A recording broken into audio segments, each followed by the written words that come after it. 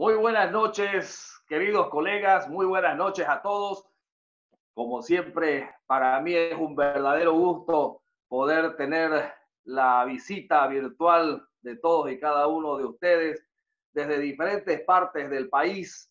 Nos encontramos a esta hora para poder hacer un análisis, para poder conocer diferentes tipos de críticas, también diferentes tipos de puntos de vista, varios asuntos en el tema, en este caso ya de argumentación que vamos a ir avanzando y también, por supuesto, todos dirigidos sobre asuntos académicos. Nosotros nos sentimos honrados que ustedes siempre nos estén siguiendo a través de las redes sociales, que ustedes siempre estén dándose el tiempo y para nosotros esto es muy importante. Les pido por favor a todos que vayan a cerrar o silenciar sus micrófonos para que así podamos entendernos, para que de esta manera todos podamos participar también, toda vez de que ya conocen la hermenéutica del grupo, lo que significa que ustedes van a tener la oportunidad de participar llegando el momento dado de poder tomar la palabra posterior a lo que sería la exposición. Quiero iniciar el conversatorio desde acá, saludándoles. Mi nombre es Marcos Daniel Soruco, abogado de profesión, y quiero comenzar con una frase que me parece muy importante. La ignorancia de la ley no excusa al hombre de ponerla en práctica. Esto lo dijo Addison Midner y me parece una bonita frase para comenzar esta noche. Tenemos de invitado especial a un destacado profesional que nos visita el día de hoy, el doctor Andrés Ritter. Para la gente que no lo conoce, permítame presentarlo como se debe. El doctor Andrés Ritter, en este caso, es un abogado socio en Ritter y Ritter de servicios legales, representante del proyecto Inocente Bolivia, docente universitario con 3 maestrías en Derecho Penal, la segunda en Derecho Empresarial y la última en Litigación en Estados Unidos, egresado del doctorado en Derecho Constitucional, embajador de la Universidad de California Western School of Law, con sede en California para Bolivia, el doctor Andrés Ritter. ¿Cómo está, doctor? Bienvenido a nuestro conversatorio.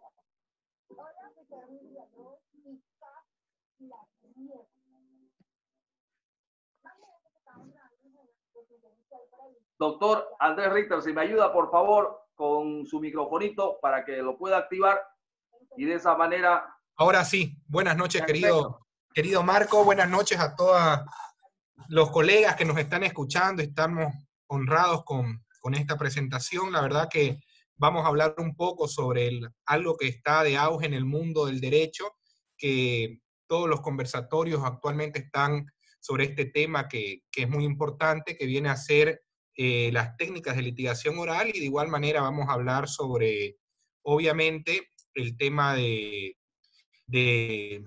las salidas alternativas dentro del proceso penal boliviano, ¿no? Entonces, correcto, querido Marco, gracias por la presentación.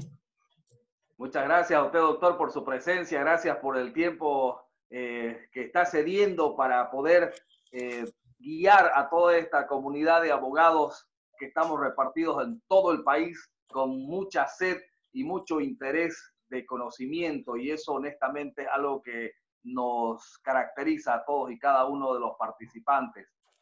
Doctor, el tema del día de hoy realmente es muy interesante, considerando que la litigación oral, es decir, los argumentos, es decir, el conjunto de elementos que nosotros como abogados tenemos el encargo social y además también profesional de poder interpretar, el de poder permitir y trasladar ante la autoridad jurisdiccional a objeto de que se establezcan cada uno de los elementos y bueno, lo hagamos conforme a procedimiento. El punto en el fondo, además de las salidas alternativas, es la litigación oral en materia penal, doctor. Claro que sí, evidentemente el derecho penal no es una ciencia exacta, el derecho en sí no es una ciencia exacta y anda en constante evolución. Como evoluciona la mayoría de las ciencias, llega un momento en el cual no basta únicamente con estar bien formado o con conocer el derecho, sino de que también el derecho tiene que ir de la mano de los hechos y de las técnicas necesarias para persuadir al juzgador. Hoy en día los juicios en materia penal o en materia civil o en cualquier tipo de materia oral no lo gana únicamente el abogado mejor capacitado en conocimiento de la ley, sino el abogado que también tiene las técnicas para poder persuadir al juez o al jurado, depende del país en el que uno esté litigando, de que los hechos sucedieron como los está narrando, ¿no? En ese sentido, hemos visto esta noche que podamos nosotros no solamente hablar del tema de salidas alternativas, sino además también lo que viene casado, acompañado, es decir, los argumentos, la litigación oral. Ese es el tema que se ha previsto y el doctor Andrés Ritter nos va a ilustrar al respecto. Doctor, con toda esta presentación y pues ya los antecedentes, en adelante tiene la palabra. Bueno, muchísimas gracias, querido Marco. Vamos a empezar haciendo un pequeño resumen de lo que viene a ser el proceso penal. Es importante establecer de que la Constitución Política del Estado, que es la norma suprema que rige un ordenamiento en un país, establece de que nos encontramos en un Estado de derecho. ¿Qué quiere decir un Estado de derecho? Un Estado en el cual todos los gestantes y habitantes nos encontramos única y exclusivamente sometidos al imperio de la ley. En virtud de ello, y siempre hablando en las presentaciones del bloque de constitucionalidad, para poder asentar en el tema en específico, debemos establecer que el artículo 13 de nuestra Constitución es claro al señalar que los derechos son inviolables y es el deber primordial del Estado protegerlos. En virtud de ello, el artículo 23 de nuestra Constitución establece el derecho a la libertad, el artículo 115 de la Constitución habla de lo que es el debido proceso, el artículo 116 lo que es la presunción de inocencia, el artículo 203 lo que viene a ser la sentencia del Tribunal Constitucional, que son de carácter vinculante y cumplimiento obligatorio, y el artículo 410 de la Constitución Política del Estado viene a establecer de que forman parte del bloque de constitucionalidad los tratados internacionales. En este caso, el Pacto San José de Costa Rica, el Convenio Belén de Praga, la Declaración Universal de los Derechos Humanos, o cualquier otro tratado internacional ratificado por el Estado boliviano. ¿Por qué decimos eso? Porque obviamente en un Estado de derecho y en un país donde se respeta el debido proceso que va de la mano, tiene que haber una independencia de poderes. Esto es fundamental en cualquier Estado de derecho. Los Estados de derecho no pueden ser considerados Estados de derecho donde no existe una división de poderes, una independencia judicial, donde los funcionarios tengan una carrera en el Ministerio Público y una carrera obviamente en el órgano judicial, donde las personas que conforman el órgano judicial sean las personas más idóneas, de igual manera el Ministerio Público. En materia penal, imagínense la importancia que tienen los jueces en materia penal. En los estados donde todavía existe la pena de muerte, o en los países donde todavía existe la pena de muerte, que cada vez son menos, los únicos que pueden quitarle la vida a un ciudadano son los jueces en materia penal. En nuestro país, gracias a Dios, no existe la pena de muerte, pero la única persona que puede privar el derecho fundamental que tiene una persona después del derecho a la vida, que es el derecho a la libertad, es obviamente un juez en materia penal. Y si un juez en materia penal puede privar este derecho fundamental por un lapso de 30 años en el delito de asesinato, o independientemente en el delito que sea por 5, 4, 8 años, obviamente se entiende que para coartar este derecho a la libertad, que es un derecho fundamental, tiene que haberse aplicado un debido proceso y obviamente una persona debió haber sido juzgada, condenada mediante una sentencia ejecutoriada firme en un debido proceso y un juez independiente e imparcial. Dentro de todos estos aspectos, es importante establecer de que para hacer un pantallazo del proceso penal, en Bolivia el sistema acusatorio en el cual hoy gozamos ha venido cambiando de manera paulatina, con luces y sombras, más sombras que luces, en los últimos 14 años del gobierno de Evo Morales. Cuando se implementa el Código de Procedimiento Penal, obviamente el sistema por el cual se implementa pasa a ser un sistema inquisitivo a un sistema acusatorio con todas las garantías del debido proceso, que viene a ser la presunción de inocencia, el indubio pro reo, el principio de favorabilidad, la oralidad, la publicidad, el derecho a la defensa, pero el derecho a la defensa en un sentido amplio, no en el sentido de que únicamente contar con un abogado. Ya la Corte Interamericana de Derechos Humanos determinó como un defecto absoluto de que el derecho a la defensa no solo es que el Estado te proporcione un abogado, sino que ese abogado realice una defensa idónea y pertinente. Motivo para otro conversatorio que puede analizar el rol que tiene defensa pública en el país. ¿A cuántas personas saca absuelta defensa pública en un año? Y obviamente podemos ver de que el sistema está fallando. El sistema está fallando no solo en la administración de justicia, sino en los actores que la componen. La mayoría de los abogados de defensa pública, con raras excepciones, ven por factible hacer que sus defendidos se vayan a un procedimiento abreviado o se declaren culpables de algún delito, cuando a conciencia incluso pues saben ellos de que en un juicio oral pueden salir absueltos. Entonces, la Corte Interamericana determinó en distintos fallos de que el derecho a la defensa no es solo que el Estado te proporcione un abogado, sino que ese abogado realice una adecuada defensa en un juicio oral.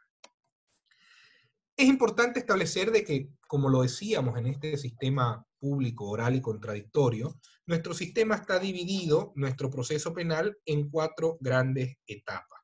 ¿Cuáles son esas 4 grandes etapas? La etapa preliminar, que obviamente empieza con una denuncia, se admite la misma, se informa al control jurisdiccional dentro de las 24 horas y se realizan los actos investigativos. Esta etapa tiene una duración de 20 días y puede ser ampliada por una vez por un tiempo de 60 días.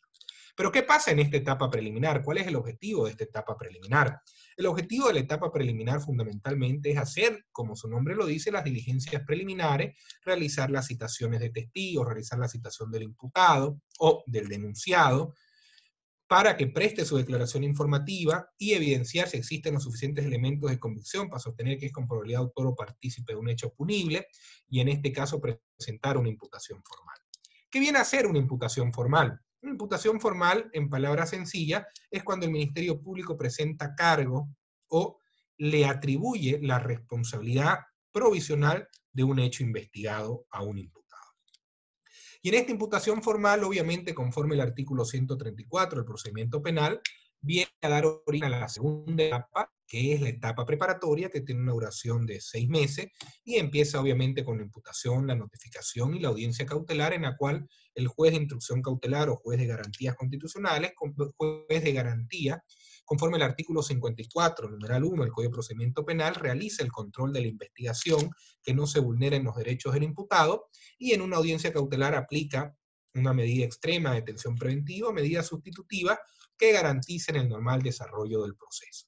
En caso de que se aplique la extrema medida, obviamente el imputado o cualquiera de las partes, conforme al artículo 250 del Código de Procedimiento Penal y 251, puede interponer un recurso de apelación que es remitido en el plazo de 24 horas al Tribunal de Alzada, para que el Tribunal de Alzada en el plazo de 3 días resuelva el recurso, ya sea declarando admisible y procedente la apelación o declarando admisible e improcedente la misma y confirmando el auto venido en apelación por el juez inferior.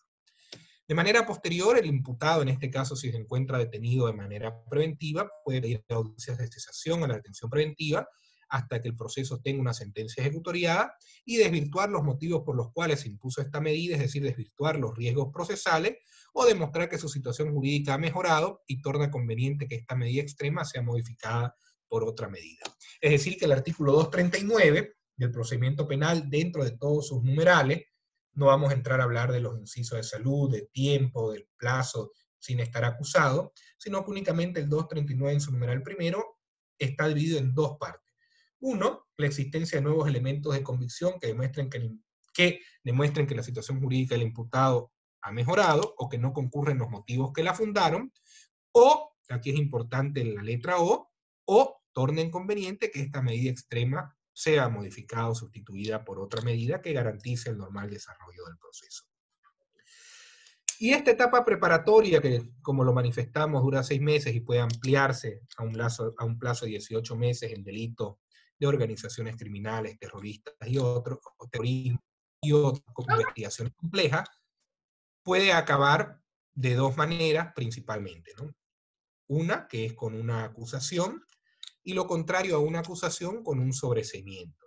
Estamos haciendo un parámetro, un paréntesis, de que obviamente puede acabar con un procedimiento abreviado o algún otro tipo de salidas alternativas que vamos a dejarlo para el final del conversatorio. Pero, si acaba con una acusación formal, esta acusación formal va a dar origen a empezar la tercera etapa del proceso penal. Las modificaciones eliminan lo que viene a ser lo que era la audiencia conclusiva y se empieza la etapa previa del juicio oral y obviamente el juicio en sí. El juicio se fundamenta sobre la base de la acusación fiscal o particular. En caso de que hayan diferencias en las mismas, el tribunal tiene la opción de delimitar sobre cuál se va a aperturar. Y obviamente, de manera posterior, viene una sentencia condenatoria o una sentencia absolutoria. Esta sentencia amerita un recurso de apelación restringida en el plazo de 15 días, se remite a una sala penal de turno y de manera posterior, en 5 días, el recurso de casación va a la Corte Suprema y una vez sale el auto supremo, el mismo adquiere calidad de cosa juzgada. En la vía ordinaria no prospera ningún recurso posterior, pero sí en la vía constitucional una acción de amparo constitucional dentro de los 6 meses de que se dictó el auto, normalmente por falta de fundamentación, incongruencia, vulneraciones del debido proceso. Ese es el proceso penal en nuestro sistema boliviano, dividido en 4 etapas. Una vez acaba el mismo, el único recurso, aparte de la revisión extraordinaria de sentencia, que es un recurso ordinario, vendría a ser una acción de libertad o una acción de amparo constitucional. Pero ¿cuál es la fase modular o la etapa principal del juicio oral? La etapa principal, obviamente, del proceso penal, como bien lo decíamos, es el juicio oral. Porque es en el juicio oral donde el Ministerio Público tiene la carga de la prueba y tiene que demostrar que la teoría del caso o la acusación que ellos presentaron llegue a romper un parámetro fundamental que viene a ser la duda razonable y la presunción de inocencia, para llegar a demostrar con las pruebas documentales y testificales de que el acusado es autor y partícipe del delito acusado. En este caso, es el Ministerio Público, como volvemos a repetirlo, el que tiene la carga de la prueba. Y obviamente, las diferencias del sistema acusatorio al sistema inquisitivo se caracterizan, entre otras, porque existe una división de roles. Esta división de roles hace de que el órgano jurisdiccional no pueda realizar actos investigativos, es decir, que la persona quien acusa sea el Ministerio Público y la persona que juzga sea el órgano jurisdiccional, y el órgano jurisdiccional no puede realizar actos investigativos. ¿Cuántas veces en la realidad nos hemos topado con que el sistema en sí está fallando? Eso no es descubrir la pólvora. ¿Cuántas veces nos hemos topado con que el Ministerio Público, ya sea por su apretada labor, ya sea porque los cambian de fiscales y el fiscal no conoce el juicio, no conoce los antecedentes, llega una audiencia, viene un testigo, en este caso el testigo estrella del Ministerio Público, ya sea la víctima o el policía asignado al caso, y el Ministerio Público no sabe qué preguntar. No sabe qué preguntar porque obviamente no lo conoce el caso, recién se lo pasaron o ni siquiera lo leyó.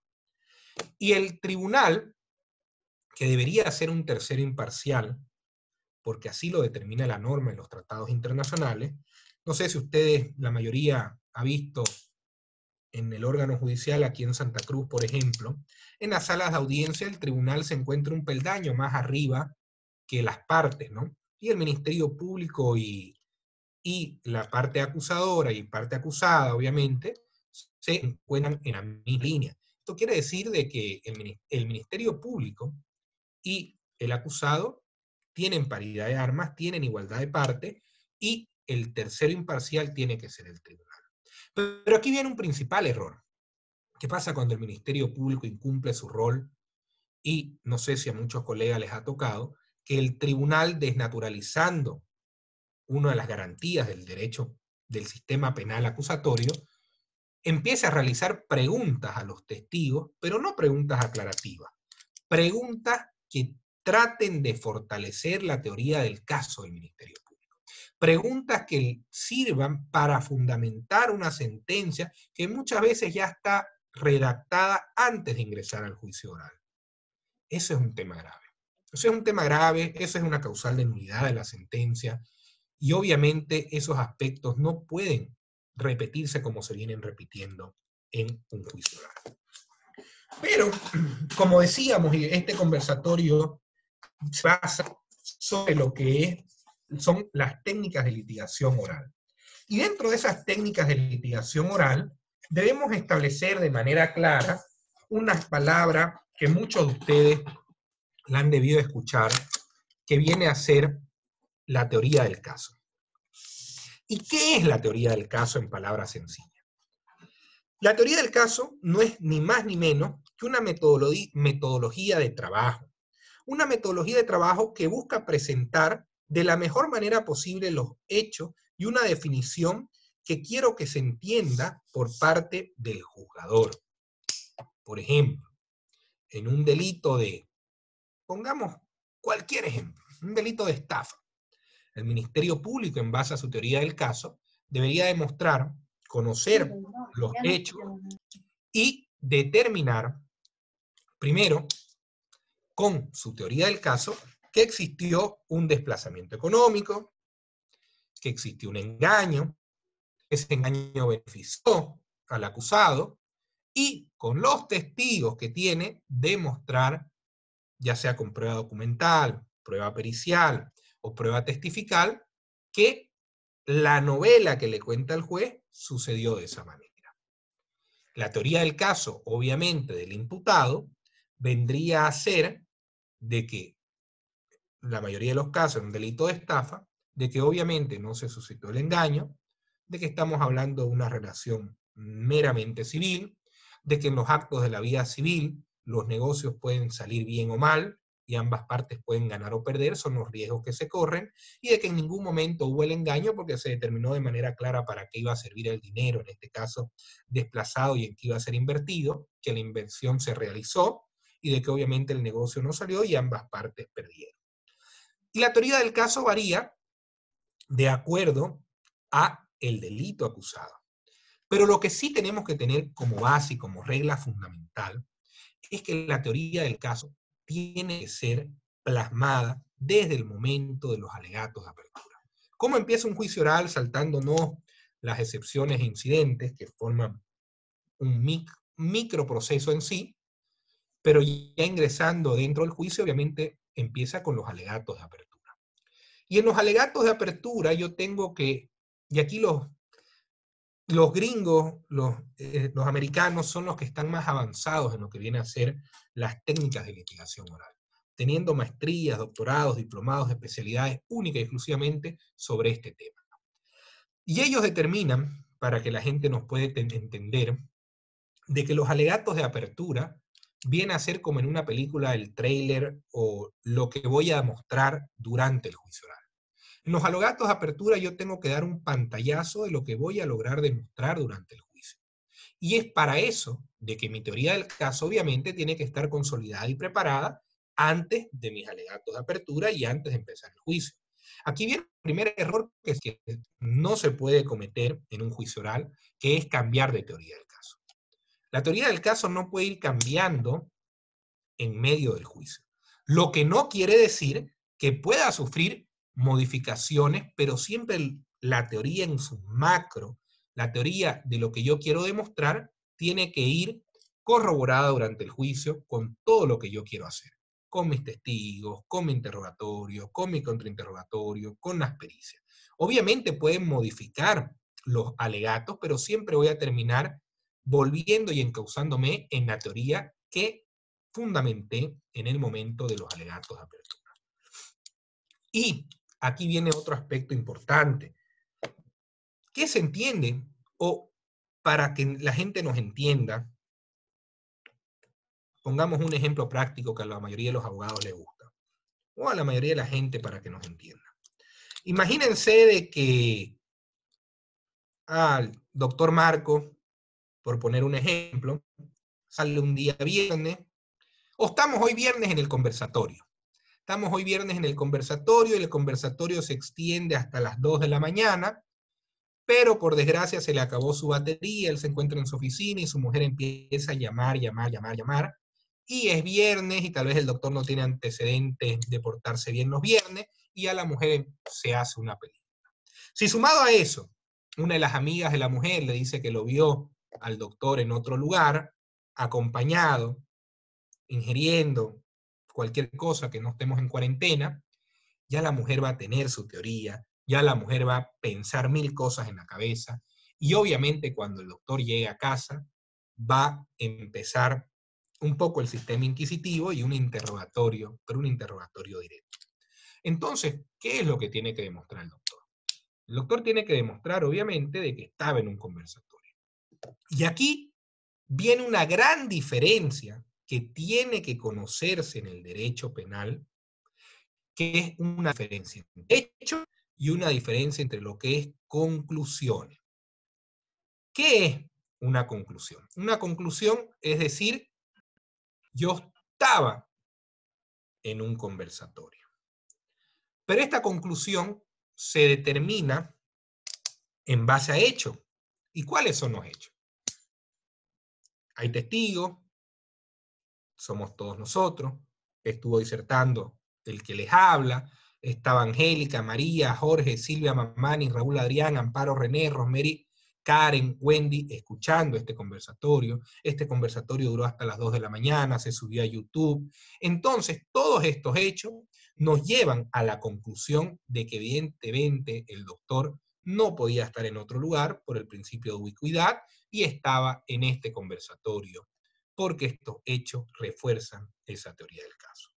Por ende, no basta únicamente con fundamentar y conocer el derecho, sino de que los hechos nos determinen de que esta teoría es una teoría sólida y de que así sucedieron los hechos. Otro ejemplo muy práctico que se pone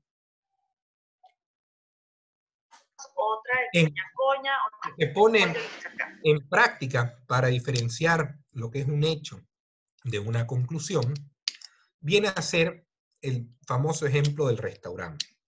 ¿Qué pasa si yo digo de que el día de ayer estuve cenando en un restaurante de tacos y de que la comida era horrible o el restaurante era una desgracia?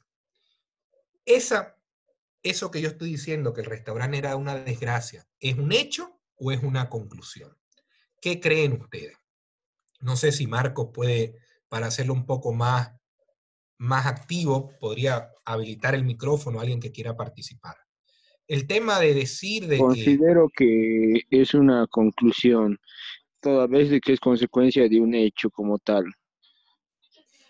¿Quién está hablando, perdón?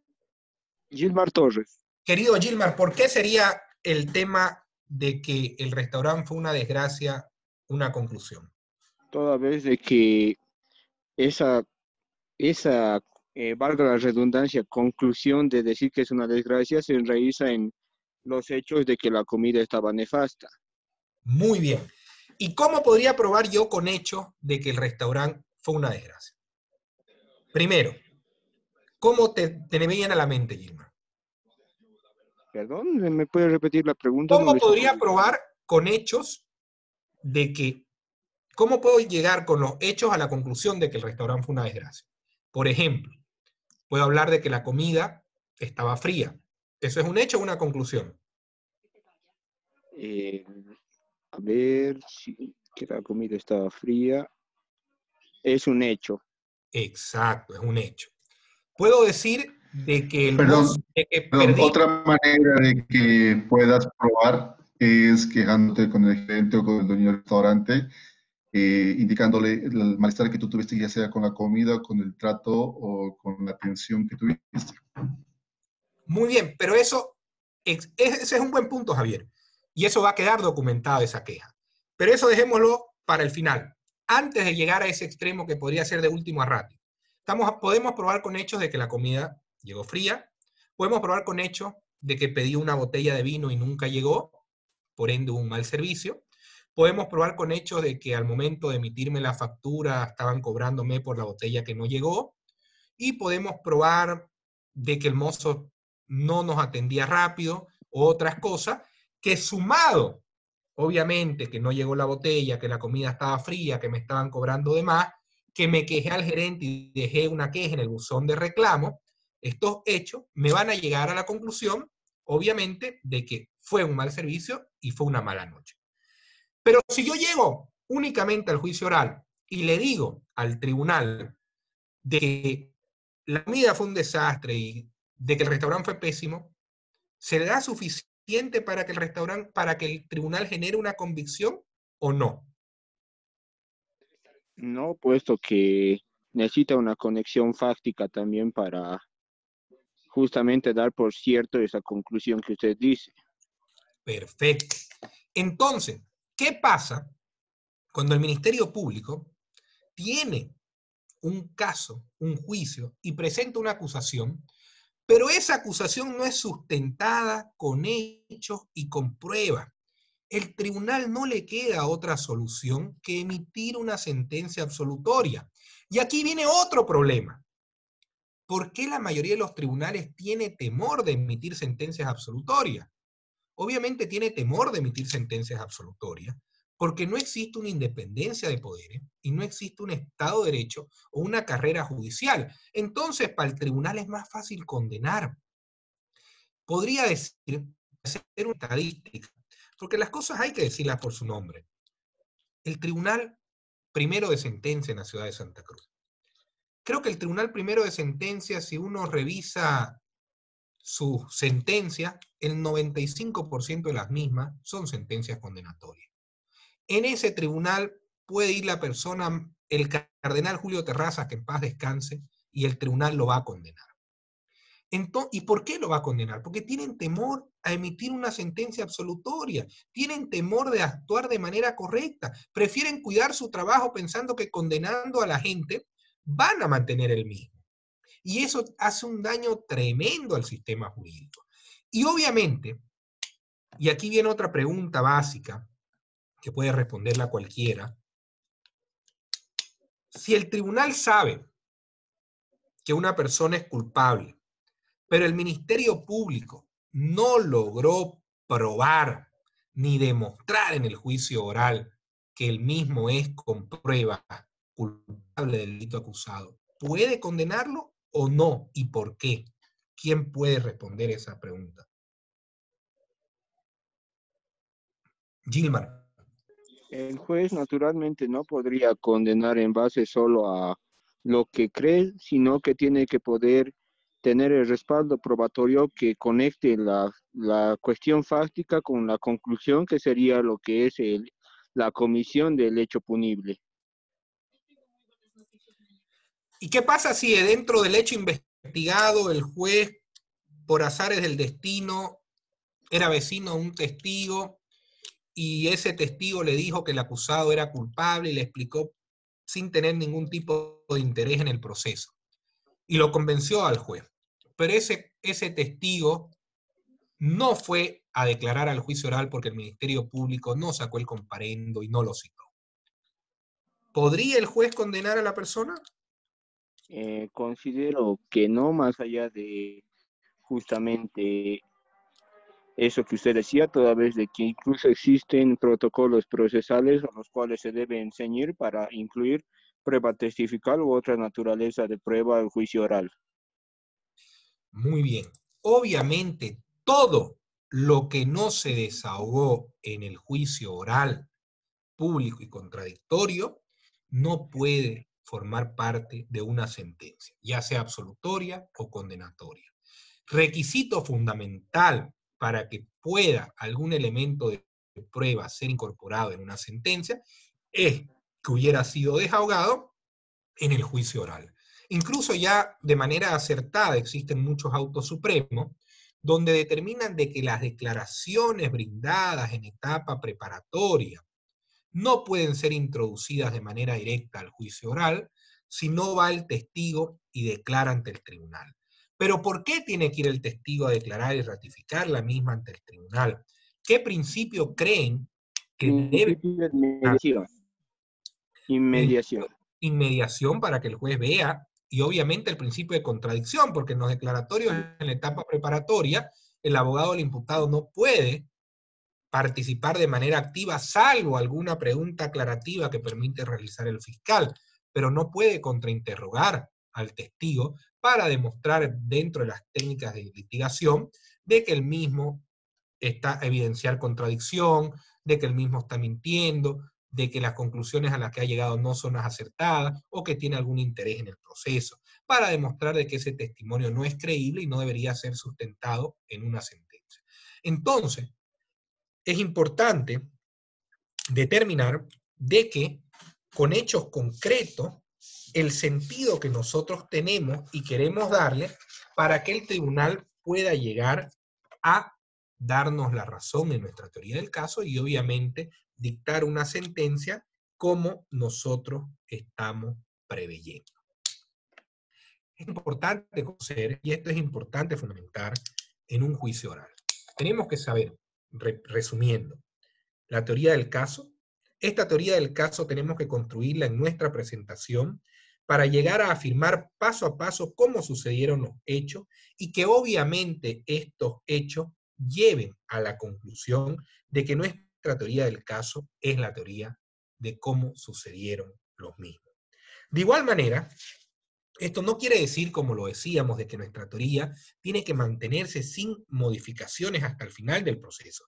Obviamente puede ir modificándose, pero tiene que mantener el objetivo que es reforzar nuestra teoría y demostrar con la prueba documental y testifical cómo sucedieron las cosas. Y obviamente, en la actualidad, el tema de la litigación es un tema muy amplio. El tema de cómo interrogar a los testigos, el tema de las técnicas para demostrar contradicción, cómo interrogar a los testigos frágiles, cómo introducir la prueba documental, cómo introducir la prueba material, cómo interrogar a los peritos, que va a ser motivo de otro conversatorio. Pero, por ejemplo, siempre, pero siempre, por norma general, en un interrogatorio, si tienen que realizar para que nuestras preguntas no sean objetadas, cuando uno hace el interrogatorio, tienen que ser preguntas abiertas. ¿Quién puede darme el ejemplo de una pregunta abierta? No sé si alguien puede dármelo. Bueno, básicamente una pregunta abierta podría ser, ¿usted qué vio en el lugar del hecho? Ya, otro ejemplo. ¿Qué hora se suscitó el hecho? ¿Cuántas personas habían ahí? Descriptivas, más que Lo todo. contrario a una pregunta abierta, que una pregunta cerrada, ¿cómo sería? ¿Usted vio al asesino, sí o no? Ya, esa es una pregunta cerrada. Y las preguntas cerradas se hacen en el interrogatorio o en el contrainterrogatorio. Habitualmente en el contrainterrogatorio. Obviamente, porque las preguntas cerradas tienden a tener una respuesta como un sí o como un no, ¿no? Entonces yo no puedo direccionar en un interrogatorio a mi testigo, tengo que realizar preguntas abiertas. Por ejemplo, ¿qué vio? Vi un auto. ¿Qué color era el auto? No le puedo decir, ¿usted vio un auto rojo? ¿Sí o no? Esa pregunta obviamente es sugestiva en un interrogatorio, pero sí en un contrainterrogatorio, digamos, está permitido. Todas estas técnicas, que son técnicas de litigación, tienen que ser conocidas por el tribunal, porque obviamente nuestro sistema procesal penal permite lo que son las objeciones. Y las objeciones tienen que ser propuestas por las partes. El tribunal no puede, de oficio, objetar una pregunta de las partes. Entonces, ¿qué tipo de objeciones están plasmadas en nuestro procedimiento? Pero las más básicas, y obviamente existe jurisprudencia también de la Corte Interamericana de Derechos Humanos, qué tipo de objeciones están permitidas, que son más amplias incluso que nuestro ordenamiento, como se las preguntas dentro de nuestro ordenamiento, las capciosas, sugestivas, impertinentes, repetitivas. Entonces nosotros tenemos que entender cómo realizar las preguntas, cómo realizar el contrainterrogatorio. De ahí, dentro del contrainterrogatorio, que es otra técnica de litigación, tenemos que tomar en cuenta de que el que maneja el contrainterrogatorio es el abogado. No podemos dejar de que el testigo se explaye. Y obviamente existen testigos que son sumamente jugados, que si nosotros le hacemos una pregunta abierta, va a explayarse y va a tratar de convencer al tribunal. Por ende, las preguntas del contrainterrogatorio siempre tienen que ser cerradas. Y obviamente tratar de buscar contradicción. ¿Y qué pasa si nosotros tenemos un punto negativo en nuestro interrogatorio? Hay que sacarlo. Si nosotros tenemos un punto negativo, hay que humanizarlo. Si nosotros, por ejemplo, sabemos que nuestro defendido tiene antecedentes, nosotros tenemos que, como abogados del acusado, hacer la pregunta sobre los antecedentes, para que el tipo explique que fue una causa, un malentendido, de que fue sobreseído, de que ese proceso fue a juicio y quedó absuelto, para no permitir que el fiscal realice las mismas preguntas, para que no sean repetitivas y minimizar los daños. Otra técnica de litigación, hablando así a grandes rasgos, es el tema de los peritos. ¿Y qué es lo primero que se tiene que hacer cuando uno está con un perito? No sé quién me puede decir, digamos, yo soy el abogado del acusado y estoy proponiendo como perito al señor Flavio Díaz Portela. ¿Qué es lo primero que tengo que hacer con Flavio Díaz Portela cuando está declarando? Que acredite su idoneidad como perito, evidentemente. Muy bien, que acredite su idoneidad como perito. Y para acreditar su idoneidad como perito, nosotros tenemos que hacer las preguntas básicas. ¿Cuántas veces ha asistido a juicio oral? ¿Cuántas pericias realizó? ¿Dónde estudió? ¿Cuántos cursos tiene? Si fue perito del Ministerio Público, en cuántos juicios fue perito, si fue perito de la parte civil, en qué tipos de procesos brindó su peritaje, si tiene estudios de posgrado, si tiene doctorado, si escribió alguna revista científica, si forma parte de algún club de ciencia, si está afiliado a alguna institución, si recibió o no recibió acreditaciones, condecoraciones. Todos estos aspectos tenemos que acreditarlo para demostrar de que estamos con una persona que tiene credibilidad y que tiene experticia en la ciencia que está realizando esa pericia, ¿no? Porque el perito es un experto en determinada área.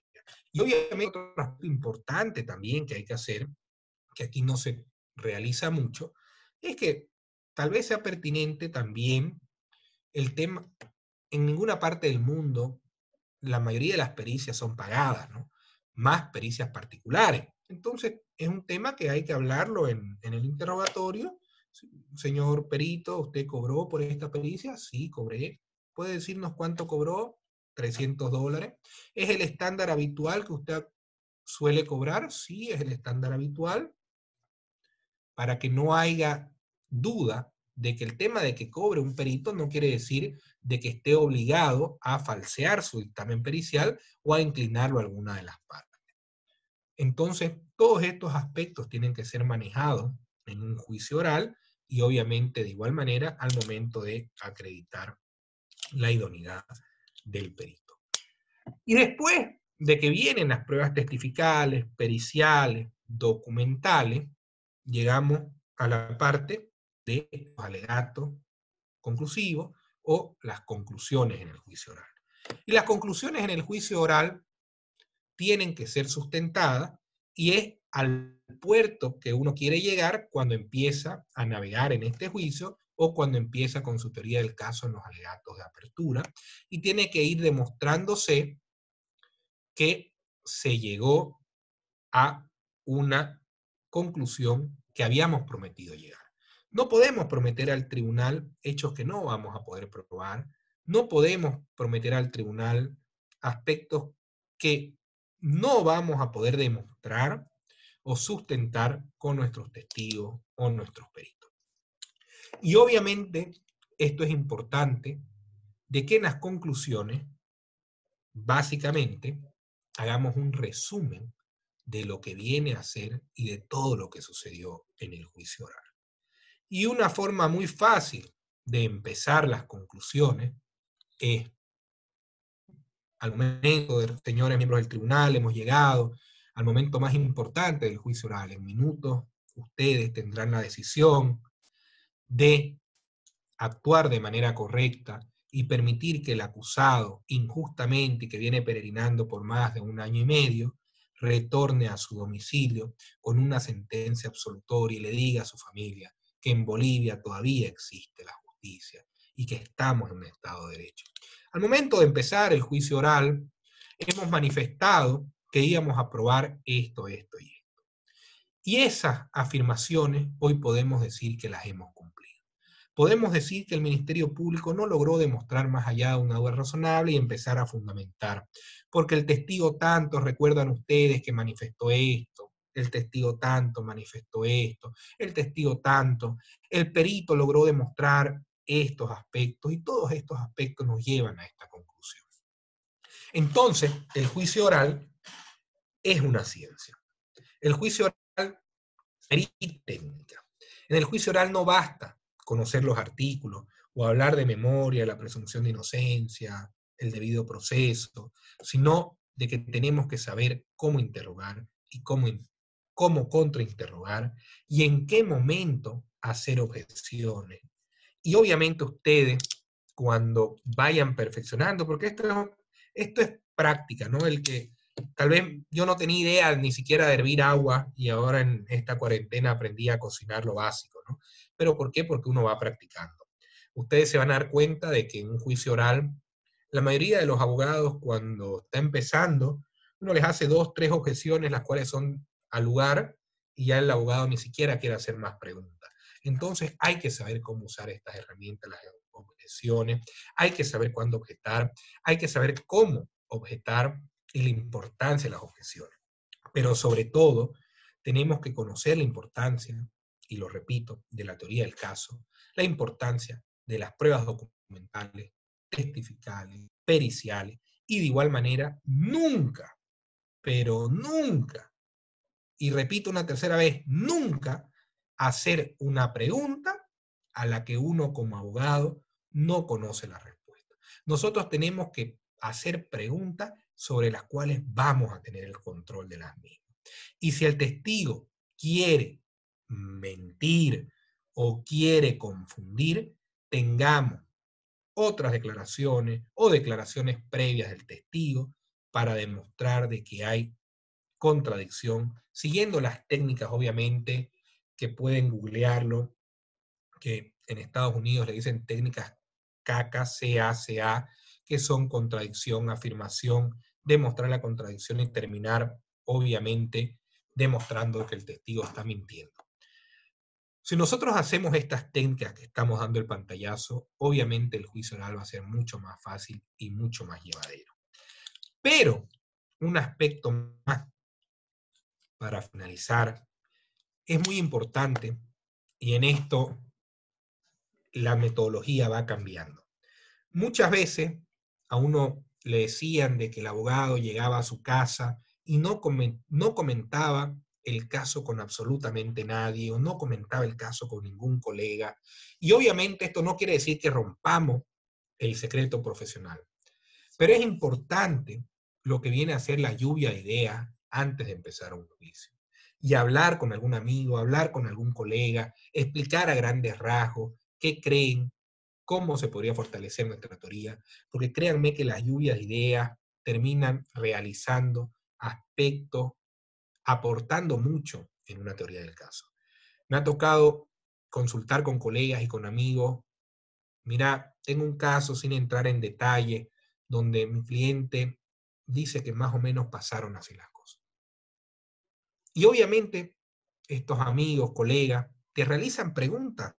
No creo esto, no creo esto, no me cabe mucho esta idea, no creo esto. Y uno sabe que ir fortificando y qué elementos son débiles en nuestra teoría para terminar realizando un estudio minucioso de la misma. Por eso es importante de que exista, obviamente, esta lluvia de ideas antes de ingresar al realizar nuestra teoría del caso.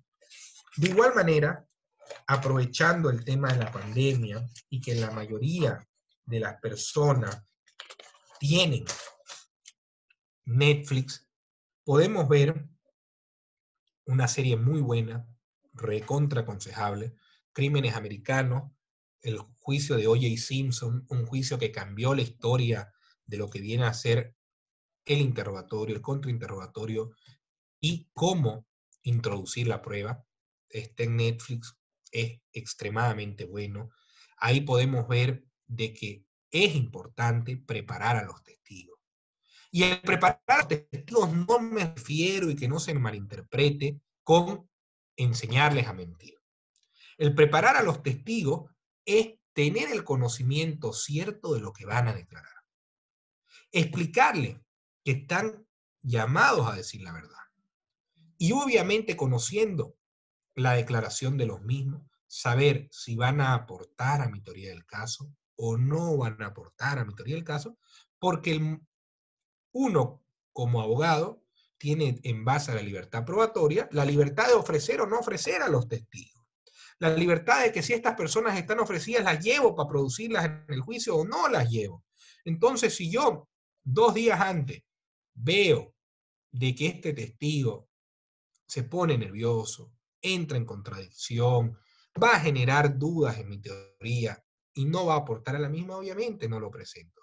No puedo como abogado, que tengo nociones básicas, y esto me refiero a todos los que estamos en este foro, ir con un testigo que ni siquiera lo conozco, que nunca tuve una charla previa, que nunca le expliqué cómo es el juicio, que nunca le expliqué el tema de las objeciones, de que tiene que callarse cuando escucha la palabra objeción y que me explique en palabras simples lo que sucedió. Si yo no me preparo para estos aspectos, obviamente no voy a llegar a tener una buena narrativa, no voy a llegar a poder fortalecer mi teoría del caso. Entonces, el testimonio de los mismos es realmente importante, y es importante que exista una preparación de testigos, una reunión previa con los mismos, no, y repetimos, con el objetivo de que mientan, sino con el objetivo de que los mismos puedan aportar a mi teoría del caso. Y finalizando, obviamente la teoría del caso siempre va a tener 3 hechos, ¿no? Los hechos buenos van a fortalecer a la teoría del caso, van a haber los hechos malos. Si hay hechos malos para nuestro lado, tenemos que pensar en posibles desafíos contra esa evidencia. Aquí en los hechos malos podría ser cómo excluir esa prueba para que no ingrese a formar parte de una sentencia. Están los elementos de cómo excluirla, las exclusiones porque no se respetó el debido proceso, y los hechos incontrovertibles, ¿no? Tenemos que decir cuáles son los hechos incontrovertibles. Un hecho irrefutable, por ejemplo, que podría ser que el acusado estaba en el lugar de los hechos, ¿no? En un delito de, no sé, violencia psicológica, que vivían juntos. Hay hechos donde no podemos obviarlos si vivían juntos, no podemos basar una teoría en que si eran pareja y vivían juntos, decir que no vivían, porque todos los testigos, los vecinos o las personas que vayan van a demostrar que vivían juntos. Entonces no podemos sustentar nuestra teoría en que no vivían juntos. Eso es un hecho incontrovertible, irrefutable. Lo que sí tenemos que refutar es que evidentemente él era buen marido, que no la golpeaba, que no la maltrataba, que pagaba las pensiones, que pagaba los servicios básicos, que siempre fue un tipo atento, un tipo cordial, que los vecinos nunca escucharon gritos, nunca escucharon quejas, que más bien era ella la que salía. O sea, hay hechos que no podemos obviarlos, pero sí hay puntos que tenemos que reforzar. Entonces, también tenemos que tener un conocimiento sobre la escena del hecho, sobre los actos investigativos, buscar la evidencia, la información electrónica, reunirnos con los testigos. También es importante definir, y aquí hay otro aspecto básico dentro de las técnicas de litigación, de que muchas veces es importante definir una frase que apoye nuestra teoría del caso. Por ejemplo, en el caso de O.J. Simpson, no sé si alguien vio la serie o lo siguió en las noticias, pero la frase que determinó de que esta persona la absuelva cuando toda la prueba científica y testifical demostraban que era culpable, no sé si alguien la vio y puede colaborarnos o participar. ¿Cuál creen que era la frase que se impuso en el tema del juicio de O.J. Simpson? ¿Alguien se acuerda? Gilmar.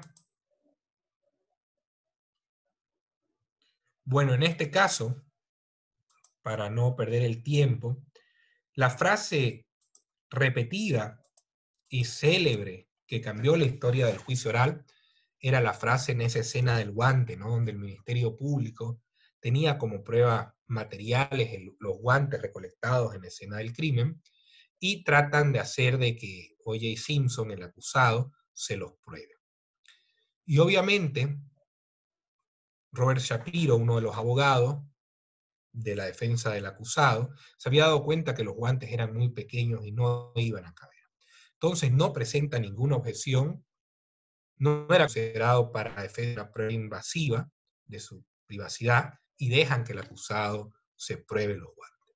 Y obviamente este juicio, que fue transmitido en cadena nacional, porque tenía un sinfín de connotaciones, policías racistas, el acusado era una estrella de fútbol americano, un tipo muy rico, excelentes abogados, el Ministerio Público no quería perder el caso, o sea, terminó dividido el tema racial involucrado, hacen de que se pruebe los guantes, y en plena audiencia pública y transmitida en cadena nacional, estos guantes no le entran o le quedan chicos.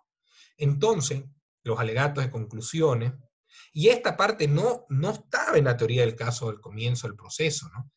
Pero en los alegatos de conclusiones, el abogado agarra la frase: si no le entra, déjenlo afuera. Si no le entra el guante, déjenlo afuera. Explicándole al tribunal de que obviamente si no entraba el guante acusado, era porque era inocente.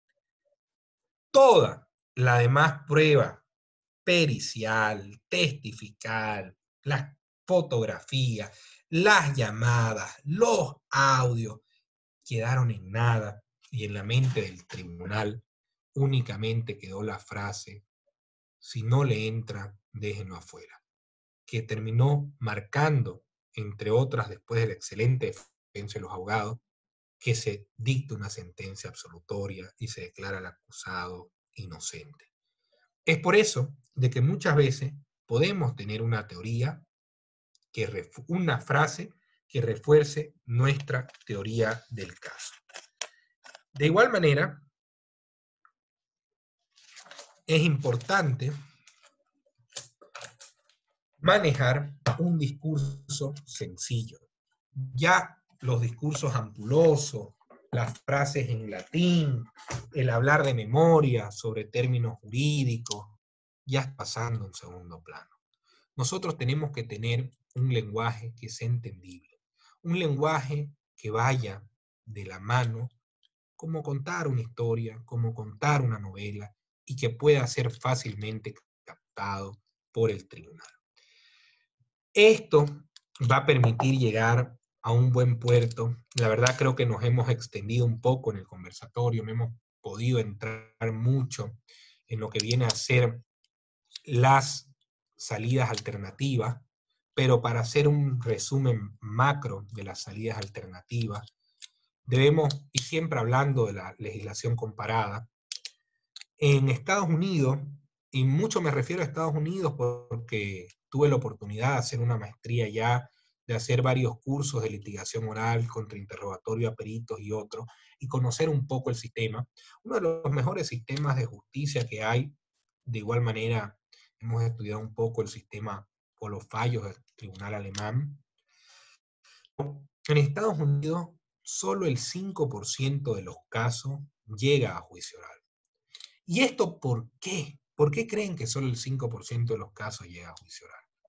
Porque el Ministerio Público no acusa si no tiene la certeza que va a poder probar el hecho acusado. Y además de que esas acusaciones son realmente objetivas, si el Ministerio Público no puede demostrar el delito de asesinato, va a acusar por el delito de homicidio, porque prefiere ir en base a un hecho y a una teoría que puede ganar, que ir en base a un hecho o a una teoría que tiene estándares muy altos de probar. Entonces, no solo que el 5% de los casos llega a juicio, sino de que se acusa en base a hechos que pueden ser probados.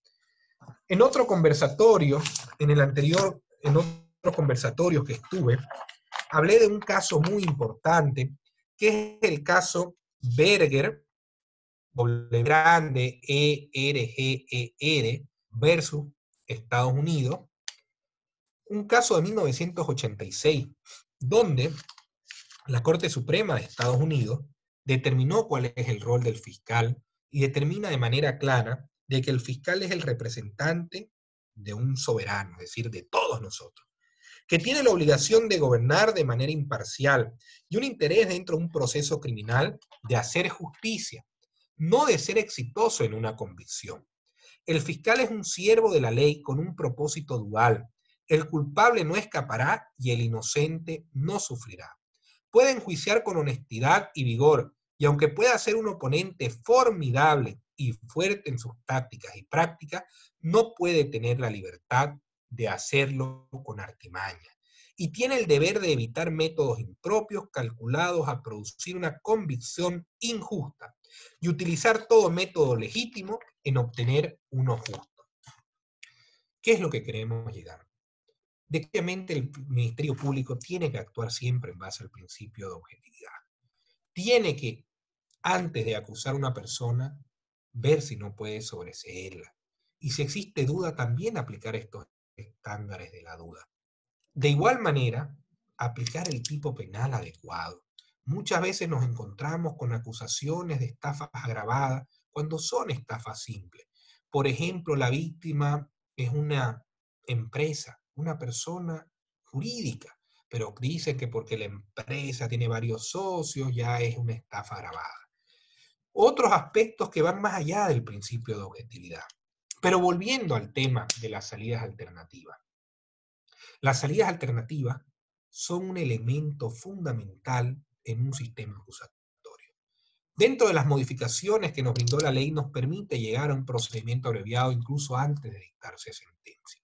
Y nosotros como abogados debemos actuar también con lealtad y honestidad.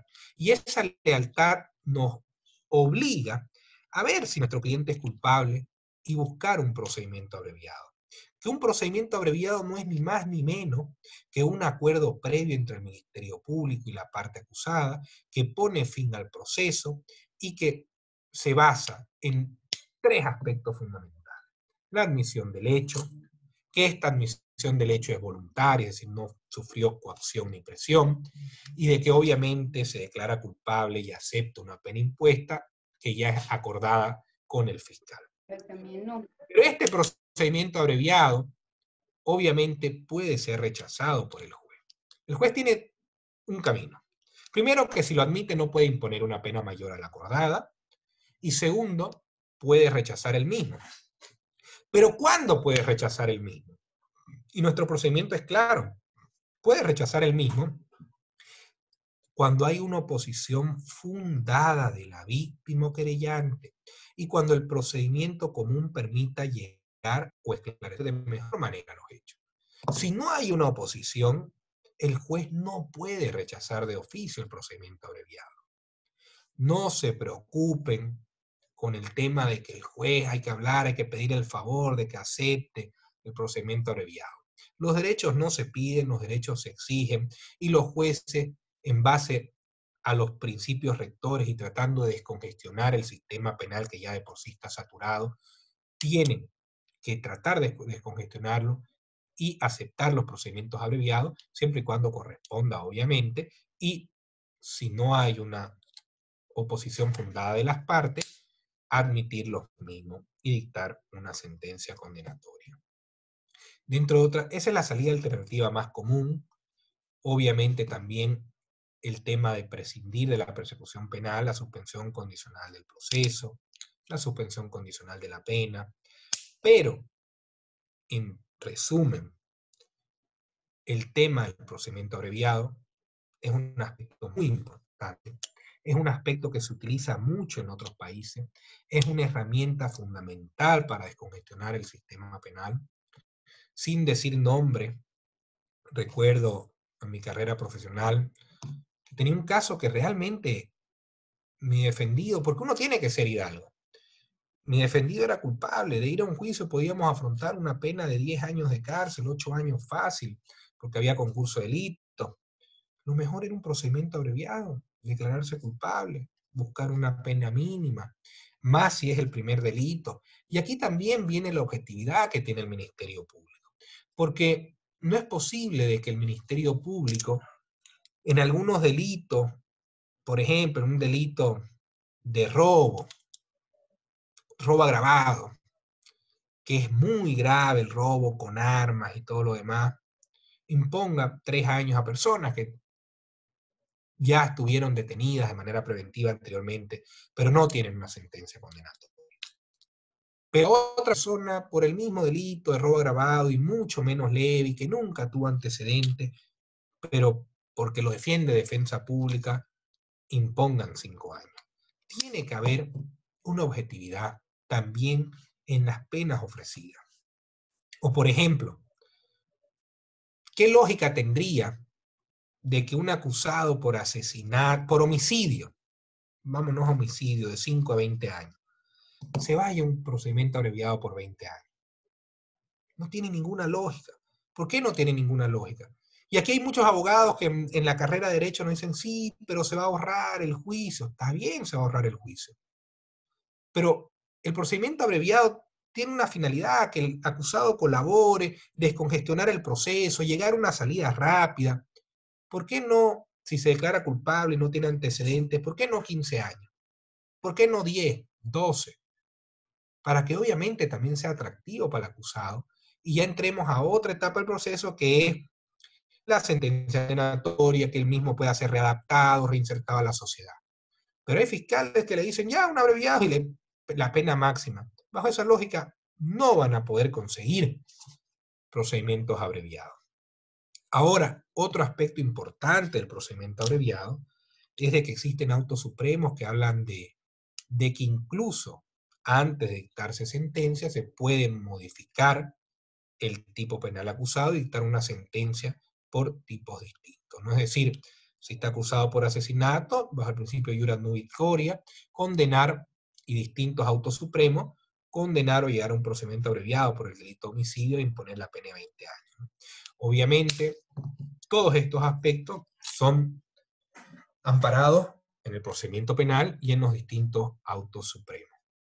Con esto hemos prácticamente concluido, hemos hablado más de una hora, nos hemos sobrepasado, les pido las disculpas del caso por el tiempo, pero cuando uno está hablando de este tema es más que corto, podemos analizar otras alternativas, otras formas, otras técnicas de litigación en un futuro, o podemos ingresar a hacer conversatorios más prácticos, con un caso práctico en sí, donde nos inscribamos con tiempo, donde se pueda pasar este caso, y donde podamos hacer preguntas directas, contrainterrogatorios, objeciones, resolver las mismas, para que la idea de esto es que todos vayamos enriqueciéndonos y al momento de enriquecernos en conocimiento el sistema jurídico mejore y obviamente exijamos de que como nosotros nos formamos, también se forme el Ministerio Público, también se formen los distintos actores y obviamente tengamos jueces idóneos, jueces capacitados, pero sobre todo jueces que tengan temor de Dios y temor de las leyes,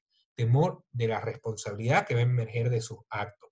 No podemos, y repito, ir a una audiencia cautelar teniendo el temor de que pese a que tenemos la documentación y no concurren los riesgos procesales, el juez va a ordenar una extrema medida a su presión social, a la presión de los medios o a la presión política. Estos aspectos tienen que ir acabando y tenemos que aportar todos los acá presentes para esclarecer y mejorar nuestro sistema de justicia. Y esperar de que, y exigir de igual manera de que el personal que administre justicia sea las mejores personas, los mejores profesionales y personas idóneas comprometidas con su cargo, ¿no? Entonces, querido Marco, creo que hemos concluido. No sé si hay algún otro tema a abordar, alguna pregunta. Estamos Gracias, abiertos. doctor. Evidentemente, bastante nutritiva la información que se ha brindado dentro del conversatorio. Hay muchos colegas que desean participar. Vamos a permitir la palabra al doctor Rubén Oscar Guillén. ¿Cómo está, doctor? Buenas noches. Adelante, tiene la palabra. Muy buenas noches, Marcos. Doctor Ritter, indudablemente el tiempo es muy corto para un tema como el que usted ha expuesto, pero sin embargo creo que de una manera muy sintética ha dado las pautas que son necesarias e imprescindibles, ¿no? Ha tocado el tema de los testigos, es muy importante en el tema de la preparación de los testigos, también hacerles notar de que el testigo en nuestra oficina tiene un comportamiento y dentro de un juzgado, frente al juez, frente al fiscal, a los otros abogados, etcétera, tiene otro comportamiento. Entonces es importante prepararlos también para ello. Es un tip que los abogados jóvenes tienen que también manejarlo, ¿no? Exacto. No puedo dejar de coincidir con usted en el tema de que a veces son los mismos abogados los que llevan a la ruina al cliente por su falta de experiencia o por alguna otra circunstancia, cuando niegan un procedimiento abreviado, sea por honorario, sea por alguna circunstancia o porque vamos a ganar, aún estando conscientes de que ese caso no va a poder ser llevado favorablemente. Y por otra parte, también entran los mismos clientes, que si el abogado leal les pone las cosas sobre la mesa como son correctamente, el cliente dice, no, este abogado no me puede defender, me busco otro. Y llega a un resultado peor inclusive que el que le planteaba el abogado que lealmente le puso las cosas sobre la mesa como correspondían, ¿no? Entonces hay muchos aspectos que seguramente usted por la falta de tiempo no ha podido expresarlos, pero yo de verdad quedo muy satisfecho porque de una manera muy sintética, en una hora, básicamente se ha establecido todo lo que es necesario e imprescindible, ¿no? Hay muchas cosas que se podrían desarrollar dentro de lo que es el juicio oral, el tema del trato a los testigos. Yo tuve una experiencia, obviamente sin nombres, en la que el colega acusador, yo estaba en la defensa, interrogando al policía sobre sus informes, básicamente lo empezó a maltratar, ¿no? Ni siquiera le decía cabo, sargento, qué sé yo, ni su nombre, el apellido directamente, y terminó diciéndole, y bueno, ¿y por qué ha hecho usted ese cambio? ¿Por qué aquí? ¿Por qué allá? Hasta que al final el policía tuvo que decirle, porque usted me pidió. No, entonces de verdad, yo lo felicito, doctor, no quiero extenderme mucho, pero muy, muy ilustrativa su exposición en esta hora. Muchísimas gracias y felicidades. Muchísimas gracias, querido doctor. La verdad que agradecido. Estábamos viendo en el chat, Freddy Pérez Yuma nos hace una pregunta que se aclare sobre el momento adecuado para realizar y cuándo presentar o exponer nuestra teoría del caso. Obviamente, como dijimos, la teoría del caso tiene que ser introducida a grandes rasgos al momento de los alegatos de apertura, ¿no? Los alegatos de apertura viene a ser como un tráiler, ¿no? ¿Qué es el tráiler de una película? El avance, ¿no? Es lo que nos va a dejar picados y qué es lo que va a pasar en la película. Entonces, los momentos más importantes de la película se hace un mixturadito y obviamente eso es el avance, ¿no? Y eso es nuestra teoría que va a ser fortificada y obviamente resumida en los alegatos de conclusiones. Y lo que dice el doctor que habló, obviamente, es verdad, ¿no? Yo igual tuve temas similares. Me acuerdo un caso de asesinato donde, le digo, uno tiene que ser realista, uno sabe qué casos son ganables y cuáles no. Y le digo a mi cliente de que lo mejor era un procedimiento abreviado. Habíamos hablado con las víctimas, habíamos hablado con el Ministerio Público, habíamos logrado llegar y modificar el tipo penal de asesinato, homicidio, y que la condena sea 15 años. Pero mi defendido no aceptó los 15 años, es más, hubieron otros abogados que le dijeron de que él iba a salir absuelto, de que cómo iba a aceptar 15 años. Y no nos olvidemos que 15 años viene a ser prácticamente 6 años, porque con 2/5 partes una persona puede salir con los beneficios de la libertad condicional, extramuro y otros, ¿no? Entonces, no aceptó, fueron a juicio y lo condenaron a 30 años. Esta sentencia fue confirmada y fue ejecutoriada. Entonces, el rol que tiene el abogado muchas veces también es saber orientar a su cliente en qué caso es ganable, qué caso no. Y otro aspecto más que hablaba el colega, es evidente, ¿no? El tema de los policías, ¿no? La verdad que podemos hablar una hora de técnicas de cómo interrogar y contrainterrogar a un policía, porque es un aspecto importante. Y esto viene a reforzar lo que ya hemos dicho. Uno nunca puede hacer pues una pregunta que no va a saber la respuesta, como el caso que él decía sin mencionar nombre, donde le preguntó por qué dijo esto, terminó el abogado recibiendo porque usted me lo dijo. Entonces, no podemos perder el control de la escena, no podemos perder el control del juicio oral. Entonces, no, esta es una regla básica, no se puede preguntar lo que no se sabe la respuesta. Y nosotros tenemos que tener reuniones previas con otros testigos, tenemos que hacer simulacros de juicio, incluso tener o preparar al acusado el cómo va a declarar. Y esto no quiere decir que le digamos que mienta, no quiere decir que le digamos que engañe, sino que en base a los estándares de ética, que tengamos un mejor manejo de cómo manejar la información para fortalecer nuestra teoría del caso. No sé si hay alguna otra pregunta, querido Marco.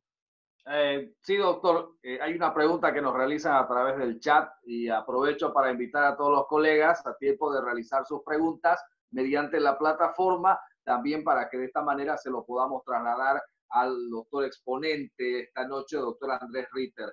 El colega Edson nos dice, ¿se puede objetar las preguntas que realizan los jueces y cuál sería el procedimiento y quién resuelve la objeción? Perfecto. Esa es una excelente pregunta. Y obviamente se puede objetar la pregunta que realiza el juez. Se puede objetar la pregunta que realiza el juez y esa objeción la tiene que resolver el tribunal con los otros dos jueces, ¿no?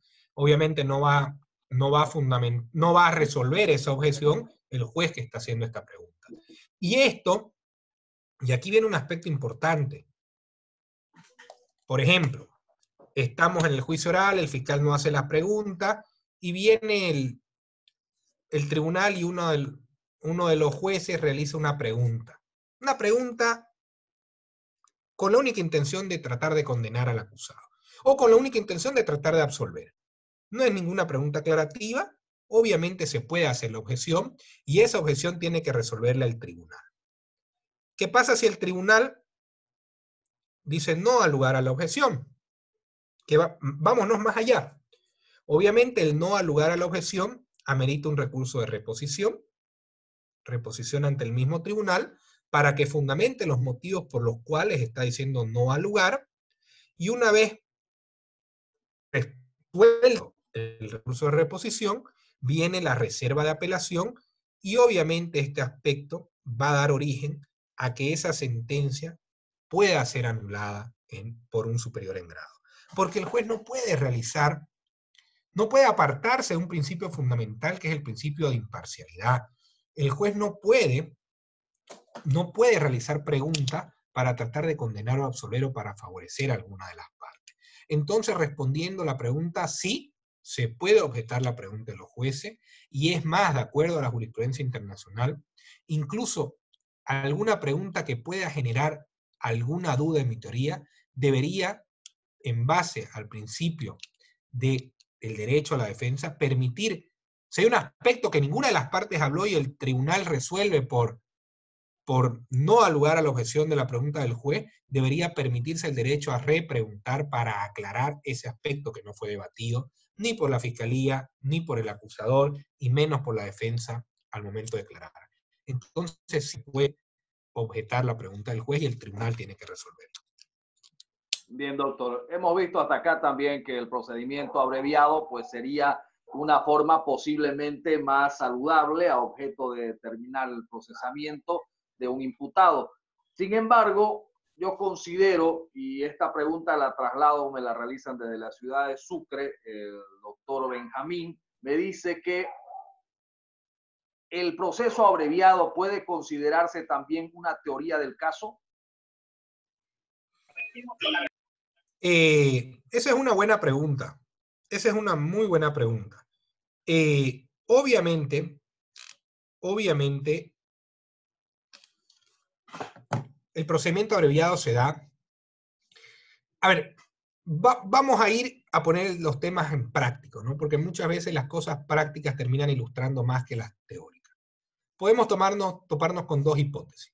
La primera hipótesis es que el Ministerio Público se acerque y nos diga, Andrés, mira, vamos a un procedimiento abreviado. y considero esto. Obviamente ahí tenemos la ventaja de poder negociar la pena mucho más que nosotros estemos buscando el procedimiento abreviado. Y si nosotros estamos buscando el procedimiento abreviado, obviamente tenemos que tener una teoría de cómo sucedieron los hechos para demostrar ya sea que no estamos ante una actitud dolosa, sino culposa, y obviamente demostrar el porqué en un memorial de solicitud de procedimiento abreviado. Entonces la teoría del caso, si bien se pone en práctica en un juicio oral en sí, pero sirve como base en una solicitud de procedimiento abreviado. Y obviamente sirve como base en una etapa preparatoria, porque en esta etapa preparatoria, donde yo voy a tener 6 meses para buscar un sobreseimiento o buscar una acusación, recabar los indicios necesarios que en un juicio se van a convertir en prueba para llegar a condenar o absolver a una persona. Entonces, obviamente es importante y puede ser utilizado en el momento de solicitar un procedimiento abreviado. Bien, gracias, doctor. Voy a trasladar la siguiente pregunta a continuación. Nos lo realiza el colega Iber León y nos lo establece de esta manera. Si el imputado detenido preventivamente cuenta con su REHAP, declaratoria de rebeldía en el mismo certificado del REHAP, este es un impedimento de poder someterse a la salida alternativa de suspensión condicional del proceso. Esa es la pregunta. Bueno, la suspensión condicional del proceso, y aquí viene, primero que nada, no solo el tema, primero que nada, la suspensión condicional del proceso requiere unos requisitos, ¿no? Que es haber sido condenado, que la pena no sea mayor a 3 años, pero además de ello, no haber sido condenado anteriormente por otro tipo penal o no tener una sentencia condenatoria ejecutoriada. Hay sentencias del Tribunal Constitucional donde determinan que una declaratoria de rebeldía no es un impedimento para conceder una suspensión condicional del proceso. Porque la declaratoria de rebeldía en sí tiene... A ver, vamos a ir más allá. La declaratoria de rebeldía en sí es una sanción que se le hace al rebelde para que no pueda beneficiarse con una extinción por duración máxima del proceso, con una prescripción. Entonces la sanción es la suspensión de plazo. Pero esta declaratoria de rebeldía no viene a afectar lo que es una presunción de inocencia, además de que la misma se suspende cuando el imputado comparece ante la autoridad y queda en suspenso. Por ende, el Tribunal Constitucional determinó de que no es un óbice para beneficiarse de una suspensión condicional o una salida alternativa. Bien, gracias, doctor. Continuamos con el tema de la teoría del caso. El doctor Fred Pérez nos dice, ¿será posible armar la teoría del caso en la etapa preliminar o desde la denuncia? Esa es su pregunta. Esa es una buena pregunta. Y en eso va a encontrar muchas opiniones divididas. Opiniones que determinan de que la teoría del caso en sí se fortalece y se determina al momento de que hay una acusación y cuando estoy entrando a juicio oral. Pero desde mi punto de vista, muy personal, y más que todo haciendo énfasis en un poco lo que viene a ser la doctrina americana, considero de que no puede haber una cena sin desayuno, ¿no? No puede haber un postre sin un almuerzo previo o una entrada. Entonces yo tengo que tener una teoría del caso macro desde el momento que tomo un caso. Es más, desde el momento de la declaración informativa policial, yo tengo que tener una teoría macro, una teoría de lo que quiero alcanzar, cuál es el objetivo que quiero demostrar para buscar un sobreseimiento. Y obviamente si no puedo llegar a eso, esa teoría verla fortalecida al momento del juicio oral, con los testigos, con las pruebas y con las pruebas periciales. Entonces, respondiéndole al doctor, desde mi punto de vista y en base a lo que se pone en práctica en otros países, considero de que en el primer momento hay que ir fortaleciendo la teoría, teniendo una teoría en macro y esa teoría pasarla a limpio al momento de entrar a juicio oral. ¿Y esto por qué? Porque obviamente el que juzga no es el mismo que el que realiza el control jurisdiccional de la etapa preparatoria, y esto es importante, ¿no? Porque una cosa es la teoría que tenemos en macro en la etapa preparatoria, y otra, la que ya se va a ver en limpio, que es la que vamos a plasmar en un juicio oral. Por ende, respondiendo, sí, se puede aplicar desde el primer momento en macro, ir fortaleciéndola durante la etapa preliminar, preparatoria, y tener una teoría mucho más definida y en limpio al momento de ingresar al juicio oral. Bien, doctor. Hay algo interesante también, toda vez que entendemos nosotros que a partir de la imputación formal, o sea, la audiencia de imputación formal es un momento en el que se le atribuye de una manera temporal, provisional, un tipo penal. Puede ser parcial esa vaina, ¿no?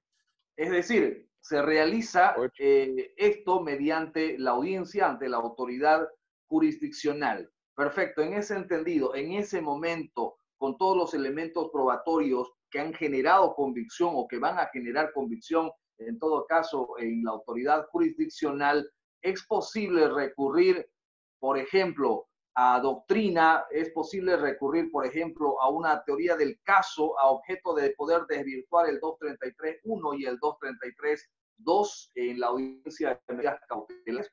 Esto referente a lo que establecía sobre litigación oral, doctor.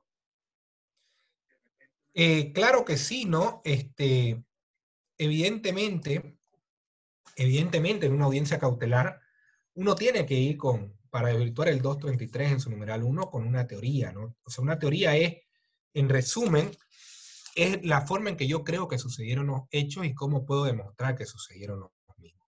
Entonces, si yo quiero desvirtuar la probabilidad de autoría y demostrar que no hay los suficientes elementos de convicción para demostrar que el imputado es con probabilidad de autor o partícipe del hecho, tengo que ir destruyendo la teoría del adversario, ¿no? La teoría del Ministerio Público, y demostrar por qué no se reúnen, la misma no reúne los requisitos, carece de objetividad, no está fundamentada, pero sobre todo no existen los indicios suficientes.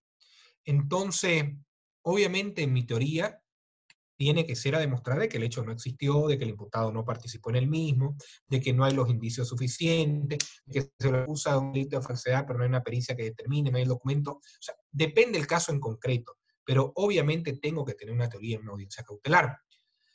Y también, para el tema de la segunda parte de la pregunta, también tengo que tener, no una teoría en sí, porque una teoría no se aplica tanto para los riesgos procesales, pero tengo que tener los fundamentos necesarios para desvirtuar los riesgos procesales. Y aquí aportar un aspecto fundamental. Bolivia, gracias a Dios, no es un Estado comunista. Aquí, ¿por qué digo que no es un Estado comunista? Porque obviamente todos sabemos que en el comunismo el libre tránsito está restringido. Y si Bolivia no es un Estado comunista y se permite a los ciudadanos salir del país, ¿por qué a una persona que sale del país, en base a su flujo migratorio, se le tendría que imponer el 234 numeral segundo, que es las facilidades para abandonar el país o permanecer oculto? Entonces, ahí podemos, una mini teoría, o podemos fundamentar este riesgo procesal en el entendido de que, a diferencia de lo que dice el Ministerio Público, si bien el imputado ha salido del país, pero ha salido del país porque tiene que realizarse un control médico, y cómo será de fuerte su arraigo natural, que evidentemente sale 3 veces al año a la ciudad argentina, pero retorna porque aquí tiene un domicilio, tiene una familia, tiene un trabajo, y más bien este flujo migratorio, en contrario a lo que dice el fiscal, demuestra de que tiene elementos arraigadores que hacen que vuelva siempre al lugar donde trabaja, al lugar donde habita con la familia de forma diaria. Entonces, al no existir en un país, no estar en un país comunista, no puede considerarse un riesgo procesal de manera automática el hecho de que una persona viaja al exterior. Entonces, ahí viene una mini teoría, el por qué existen los viajes y fundamentar la concurrencia o no de los riesgos procesales. Bien, Vamos a permitir la palabra, ya haciendo las conclusiones al evento, al doctor Rubén Oscar Guillén. Adelante, doctor, lo escuchamos. Doctor Oscar Guillén, si nos escucha, adelante, tiene la palabra, doctor.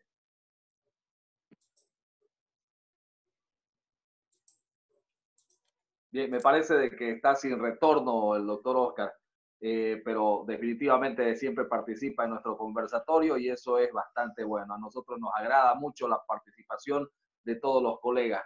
Ya varias personas nos hacen la pregunta y nos dicen algún tipo de bibliografía a la que podríamos ir recurriendo a objeto de ingresar más en los terrenos de la litigación oral para poder desarrollar tal vez estas aptitudes y cuáles serían los consejos que nos puede permitir para desarrollar esto que es la litigación oral. Bueno, existe mucha bibliografía sobre el tema, muchísima. Yo les aconsejo, la verdad, yo creo que la persona que adquiere conocimiento, de nada le sirve lo adquirido si no se halla en condición de transmitirlo. Aquí nadie sabe más que nadie nació sabiendo, y obviamente, tanto yo, que me tocó hablar de este tema, como todos ustedes, soy una persona que se encuentra enamorada de lo que viene a ser la litigación oral, las técnicas y el proceso penal. Y dentro de eso, quiero que nuestro sistema penal adversarial mejore. Quiero tener una justicia honesta, proba, pronta, oportuna, para que en un sistema así los abogados mejor capacitados les vayan mejor que los que obviamente no se capacitan, como debería ser todo en la vida. Si yo les aconsejo bibliografía, antes de bibliografía yo les aconsejo, la verdad, que miren la serie en Netflix de Crímenes Americanos, el juicio de O.J. Simpson. Les aconsejo de igual manera que busquen en YouTube videos. Tengo un compañero de curso en Estados Unidos, Miguel Carbonell, una persona que escribió más de 73 libros, he tenido la oportunidad de ser compañero en algunos cursos con él, y dentro de todo estaba trabajando en implementación del sistema adversarial en México, dueño de un centro de estudio, brinda maestrías, doctorados, especialidades. Busquen sus videos, busquen su biografía, tiene libros sobre teoría del caso, sobre interrogatorio, contrainterrogatorio. Pero la verdad nada de eso sirve si uno no pone en práctica, y aquí viene el tema de qué sirve, uno dice, estudiar, formarse, capacitarse, si va a tener jueces que no siguen ese camino, si va a tener tribunales donde no le entienden a las técnicas de litigación, o donde no saben el manejo de los interrogatorios, de los contrainterrogatorios, las opciones. Entonces, no solo basta con capacitarse, sino que dentro de eso, como profesionales, exigir tener mejores administradores de justicia, mejores fiscales, mejores abogados en defensa pública, y obviamente nosotros también contribuir en base a la lealtad procesal y a mejorar el sistema. Definitivamente, yo creo lo mismo. El cambio es poco a poco y comienza desde cada uno de nosotros.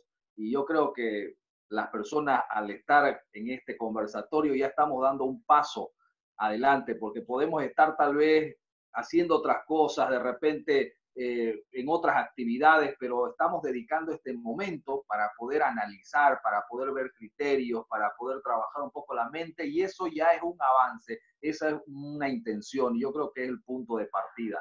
Estimado doctor Andrés Ritter, nosotros una vez más le agradecemos por habernos permitido su tiempo, y pues muchas gracias, y espero que no sea la última vez. Hay que programar ya otra reunión, pues nos ha agradado mucho, bastante ameno este conversatorio, y me ha gustado bastante también el tema del desarrollo que se ha tenido de cada uno de los temas, bastante claro. Gracias, doctor. No, gracias, querido Marco, la verdad que el agradecido soy yo. Siempre es un honor participar con un foro tan importante de colegas de todo el país, agradecido con los abogados que participaron, que hicieron sus preguntas, que igual manera participaron de la dinámica, y obviamente nosotros estamos prestos a cualquier momento hacer algún tipo de conversatorios donde podamos hacer un caso práctico en sí, tratar de hacer preguntas, interrogatorios, contrainterrogatorios, cómo hacer las mismas, cómo formular una teoría. La verdad es que esto hay hartísimo material. La recomendación de que obviamente se vienen tiempos de cambios en la abogacía, de que el abogado que no se especializan, los abogados todólogos van a tender a desaparecer, tenemos que buscar un nicho, tenemos que buscar un aspecto en el cual podamos fortalecernos, capacitarnos y destacarnos del resto. Y obviamente el formarnos es importante. Y estos conversatorios, Marco, la verdad que nutren mucho, la información es muy importante, llega de manera directa y motiva a todos los presentes a mejorar. Gracias por la invitación y gracias a todos los colegas que nos han estado escuchando. Bien, muchas gracias. Ahora me dirijo a todo el auditorio virtual. Una vez más, gracias por acompañarnos y estaremos atentos hasta la siguiente semana con más temas de nuestro conversatorio en materia penal. Muchas gracias, muy buenas noches. Yo soy Marco Soruco. Chao, chao.